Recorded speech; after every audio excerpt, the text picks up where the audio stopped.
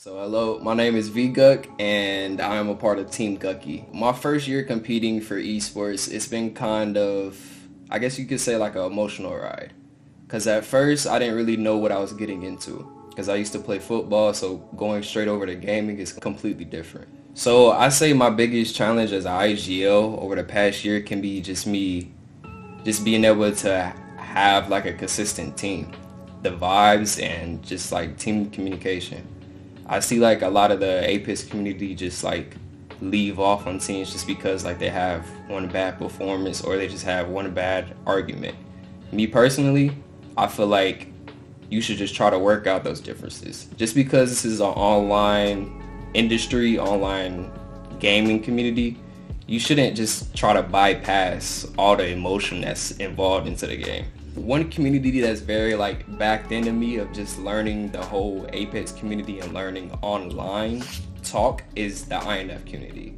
When I first got into Apex, I didn't really have anybody to back up on. But once I met Matt and Zay, I feel like I had a family. I feel like I had people that knew what they were doing and not just doing it just for money. I want to be that person that just strive for greatness. Why just go for something that's just small? Why not just go for something big? So of course, me and my coach have our conversations about what we're doing, and we are planning to lock down sometime soon for BLGS. We just have a short, simple plan. We just want to scrim almost every week, of course, get our comms going, and also communicate with each other. Let each other know what's going on throughout the week, throughout the month, so we know each other's head is on level playing field, and we know what we can do going into BLGS, because we know we're going up against, and we know we need to stay focused. What really made us get into the comp, so I was really like a crypto main when I was coming over from console, when I used to play the game for fun. So once crypto really got that buff, I think it was before Split 2 champs, we had seen that we could create a comp that we can just dominate everybody. We can keep shit fast paced and we can just go on and get on with our next fight. It's a simple 1-2 punch and you're dead. The Gibby Valk Wraith meta is something that I do want to see. Just because I didn't really get to experience that, and I would like to see a whole bunch of M&K players come back to the game.